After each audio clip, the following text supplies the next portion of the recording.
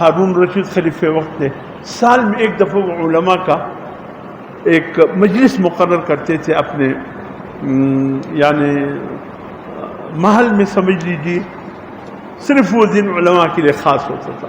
بڑے بڑے علماء مدعو ہوتے تھے. اس دور کے قاضی القضاء وزیر اعظم ہارون الرشید کے کون تھے؟ وقت کے امام ابو یوسف رحمۃ اللہ علیہ.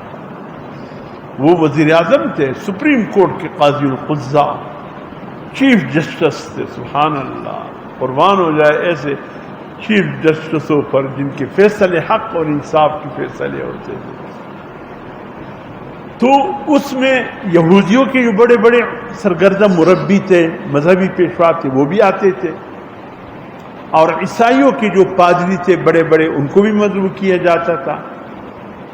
جس مذہب مسلک کا مذہبی پیشوا ہوتے تھے ان کو بھی بلایا جاتا تھا، تاکہ یہ سب گل مل کر آپس میں ایک دوسرے کے ساتھ بحث و مباحثے بھی کرے، ہر ایک اپنے مذہب کی بات کرے اور دوسرا اس کی تردید میں اپنے مذہب کی کوئی بات پیش کرے. کہا کہ ایک یہودی مربی عالم بھی آیا کرتا تھا، اتنا ذہین تھا جس کی ذہانت بس ختم تھی، اس سے آگے ذہانت نہیں ہو سکتی. علماء بھی اس سے بڑے متاثر تھے. خلیفہ ہارون الرشید بھی اس سے بڑا متاثر تھا. مسلمان علماء کی یہ خواہش تھی کہ کاش کسی طریقے سے یہ یہودی مربی جو یہودیوں کا مذہبی پیشوا ہے، کاش یہ ایمان لے آئے، مسلمان ہو جائے، اور اس کی صلاحیت اسلام پر لگ جائے، دین پر لگ جائے، مسلمانوں کی محنت پر لگ جائے. ہر مسلمان کی یہ خواہش تھی. تو استعداد اور صلاحیتوں کا مالک تھا نا. آخر ہارون الرشید سے ہو نہ سکا. ایک سال ان کو دعوت دی گئی کہ ایک درخواست ہے آپ سے. یہودی مربی مذہبی پیشوا سے کہا آپ سے ایک درخواست ہے. اس نے کہا جی فرمائیے. کہا کہ اگر آپ مسلمان ہو جائے، اسلام قبول کر لے، تو مزید اسلام کا بول بالا ہو جائے گا، حقانیت سے تو آپ آگاہ ہیں. اس نے ایک جواب دیا تھا، اگر ہمارے دور میں ہوتا تو پتہ نہیں اس کو کیا جواب ہوتا. ہارون الرشید کے دور کی بات نہیں کر رہا ہوں. اس نے ایک جواب دیا ہارون الرشید کو، اس یہودی مربی نے. یقیناً میرا دل چاہتا ہے کہ مسلمان ہو جاؤں، لیکن اس دور کے جو مسلمان ہیں ان جیسے مسلمان بننے کا خواہش مجھ میں نہیں ہے. یہ مسلمان جس کی یہ اخلاق اور کردار اعمال ہے، معاملات معاشرت بگڑی ہوئی ہے، اس قسم کی اسلام کی مجھے ضرورت نہیں ہے، یہودی نے کہا. اور جو اسلام ایمان بایزید بسطامی پیش کرتا تھا اس طرح ایمان لانا میری بس کی بات نہیں ہے. جو اللہ کے عظیم بندے تھے اس طرح بننا میری بس سے باہر ہے. اور اس دور کے جو مسلمان ہیں ان جیسا بننا اس کی مجھ میں خواہش نہیں. اور اگر ہمارے دور میں ہوتا جہاں آٹا ذخیرہ اندوز، چینی ذخیرہ اندوزی، کھانے پینے کے کون ہیں؟ یہودی آ گئے، عیسائی آ گئے، ہندوؤں نے کی یہ کام. اے مسلمان کیا ہوا تجھ کو؟ تم اس دور کے مسلمانوں کے ساتھ یہ سلوک کرتے ہو. اللہ تیرے مال اور تیرے پورے کاروبار کو نیست و نابود کر دے. تم لوگوں سے کبھی چینی کے نام پہ ذخیرہ اندوزی، یہ پیسے تمہارے کام آ جائیں گے. اللہ اور اس کے رسول کی لعنت ہو ایسے شخصوں پر جو کھانے پینے کی چیزوں کا ذخیرہ اندوزی کرتے ہیں. کیوں آئے دن تمہارے گوداموں سے چینی کی ذخیرے نکل رہے، آٹے کی ذخیرے نکل رہے، تیل اور گھی کی ذخیرے نکل رہے، کھانے پینے کی چیزوں کو ذخیرے نکل رہے. امت مسلمہ کی یہ وہ ایک پاؤں چینی رکھنے کی طاقت نہیں. تم نے 100 کلو کی چینی کو اٹھا کر کے 200-250 روپے تک پہنچا دیا. تم اللہ کو جواب کیا دو گے؟ مرنا نہیں ہے تم نے. تم مسلمان کہلاتے ہو، یہ معاملہ ہے تمہارا، تم اللہ اور اس کے رسول پر ایمان لاتے ہو، دعویٰ رکھتے ہو، یہ ایمان ہے تمہارا۔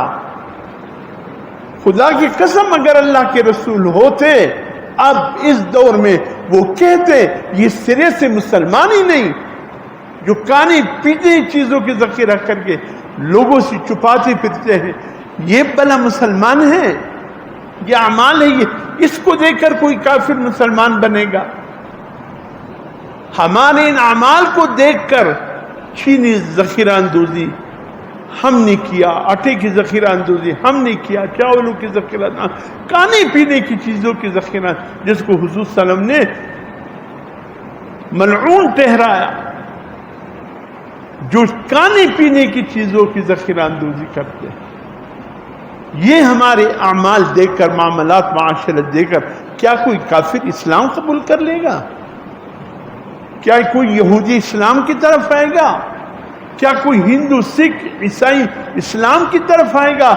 وہ لوگ کتابیں نہیں پڑھتے، وہ مسلمانوں کو پڑھتے ہیں۔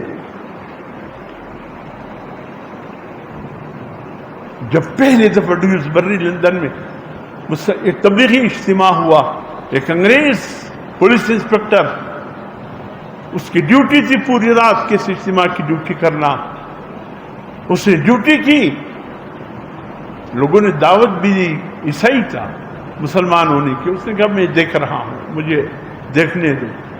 جس دن دعا والا دن تھا اور دعا ہونے کو تھا، یہ پولیس انسپکٹر انگریز عیسائی آ کر جو بیان ہدایت دے رہا تھا اس کے ہاتھ پر بیٹھ کر کہا مجھے مسلمان کر دو۔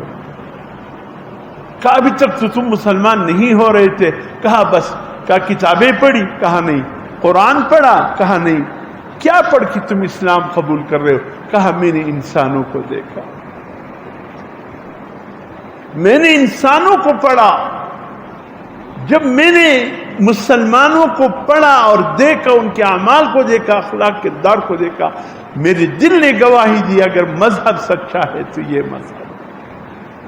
ہماری اعمال دیکھ کر کوئی کافر قریب آئے گا؟ اللہ پاک ہدایت دے ایسے لوگوں کو، بدبختوں۔ اللہ پاک حضرت امیر المؤمنین عمر بن الخطاب رضی اللہ تعالیٰ عنہ ایک معاملے میں عدالت میں آئے تھے، حضرت ابی بن کعب اس وقت حضرت امیر المؤمنین حضرت عمر فاروق رضی اللہ تعالیٰ عنہ کی عدالت کے چیف جج تھے۔ تو ایک معاملہ تھا، وہ کر کے جا رہے تھے کہ ایک چور پکڑا گیا تھا، وہ چیخے یا امیر المؤمنین عمر بن الخطاب مجھے بچا لیجئے، یا امیر المؤمنین مجھے بچا لیجئے۔ حضرت عمر فاروق نے ایسا دیکھا، اس نے کہا پہلی مرتبہ مجھ سے چوری ہو گئی اور انہوں نے مجھے پکڑ لیا۔ ایسے اس کی طرف گور کے دیکھا، خدا کے دشمن، جھوٹے دغا باز، پہلی مرتبہ اللہ کی پکڑ نہیں ہوتی، دوسری مرتبہ اللہ کی پکڑ نہیں ہوتی، پانچویں مرتبہ اللہ کی پکڑ نہیں ہوتی، 10ویں 8ویں مرتبہ بھی کوئی گناہ کرے اللہ کی پکڑ، جب 10 سے بڑھ جائے پھر اللہ کی پکڑ آتی ہے۔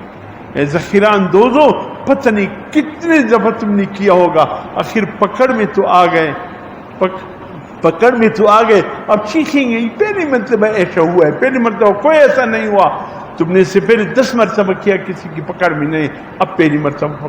اب اس کے بعد اللہ پاک بھی دیکھ رہے تھے، کب تک، آخر کب تک؟ اللہ رب العزت ہمارے اعمالوں پہ رحم فرمائے، اللہ کرے ہمارے اعمال سدھر جائے۔ حضور صلی اللہ علیہ وسلم تو آئے تھے وَمَا أَرْسَلْنَا مِن رَّسُولٍ إِلَّا لِيُطَاعَ بِإِذْنِ اللَّهِ، فرمایا میں نے اپنے حبیب کو اس لیے تمہارے پاس بھیجا کہ تم اس کی اتباع کرو اللہ کے حکم سے۔ یہ اتباع ایسا ہوتا ہے جیسے ہم کر رہے ہیں، کلمہ پڑھنے کے بعد بس آزاد ہیں، جیسے تیسی زندگی گزاریں، کاروبار جیسے تیسے کرے کرنے دو، اخلاق بگڑے بگڑ جائے، کردار بگڑے بگڑ جائے، معاملات بگڑے بگڑ جائے، کسی سے اخلاق سے بات بھی نہ کرو، اور پڑھتے ہیں کلمہ، خدا کی قسم یہ اسلام، یہ سچ مسلمانیت نہیں، یہ منافقت ہے، معاف کیجئے، اللہ کرے ایسا نہ ہو، میں مجبور ہوں کیا کروں، دکھتی ہوئی رگ کو پکڑ لاؤں۔ اللہ پاک ہمیں